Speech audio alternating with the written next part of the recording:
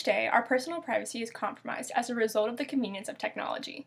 We don't recognize this, though, because we are so accustomed to the ways in which technology makes our lives better. With so many benefits, why would anyone bother to stop to think about the drawbacks? The convenience of technology has created two intrinsic behaviors to man: the gratification of instantaneous information and the resulting removal of our actions from our consequences. We've all experienced gratification of immediate information. It takes Google less than a second to bring up our search results. We can share hundreds of photos with all of our friends and family with ease. And most frighteningly, we've become extremely accustomed to the immediate response to the keys on our computers and our phones. In fact, when your phone gets a little backed up because you're typing too fast, you get frustrated. So in many ways, technology can't keep up with our desire for quick information and responses that technology itself has created. This mindset, though, has gone beyond technology. Just earlier this week, I took a pretty hard biochem exam. I was so glad it was over, but as I was walking out, it took less than a minute before I thought to myself, I really wish I could know what my score was on that exam right now.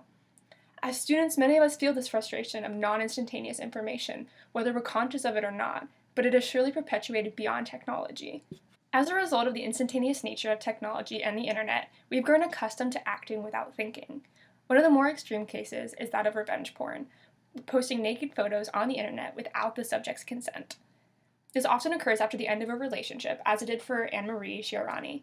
In her case, her ex-boyfriend sent these photos to her child's teacher and her employer. She found that a porn account had been made for her with all of her personal information, including where she lived, and a solicitation for sex. Now, this nearly ruined her life. However, since this is not illegal in 27 states, her boyfriend put little thought into the consequences of posting these photos and what it could mean for her and her children. The opportunity to act without thinking has opened a way for others to share information about us without our consent, and there's little we can do about it. I know.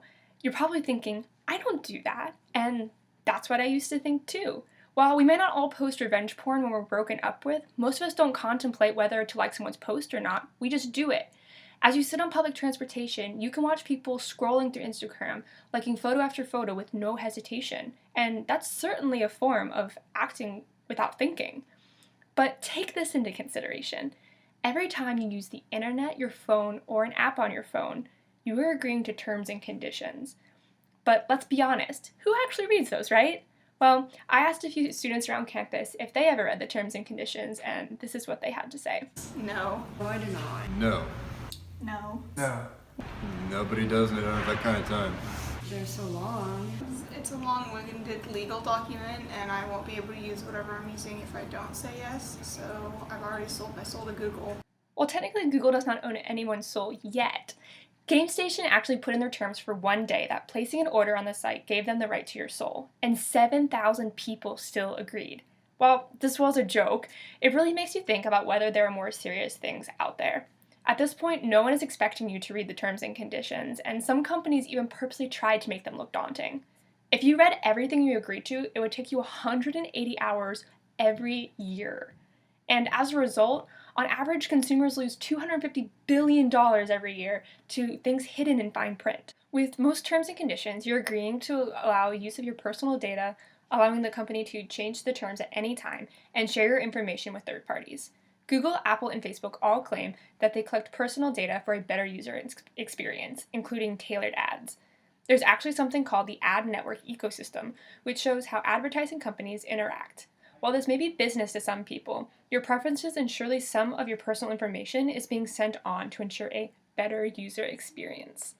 But collecting this information has also made Facebook the new best friend of several federal agencies, including the FBI, CIA, and NSA, because they are better able to find out more about what you look like, where you go, who your friends are, and any groups you're affiliated with. On the healthcare side, your loans and insurance could be costlier because of diseases and treatments you might have searched or sites you visited online. Not only is Google responsible for sharing this data, but so are some fairly common sites, including WebMD, Planned Parenthood, Mayo Clinic, the CDC, and many university sites. What's worse is these allegations may not even be true because we all search health topics for our friends, parents, children, significant others, and even for classes. But regardless, none of us want this information to be shared. Because we see instantaneous gratification and actions as convenient in our daily lives, we will fail to see the many ways our personal security is breached, such as through thinking before searching something online or agreeing to terms and conditions. As a result, many third parties now have access to our personal information and it cannot be erased. Unfortunately, hindsight is 20/20.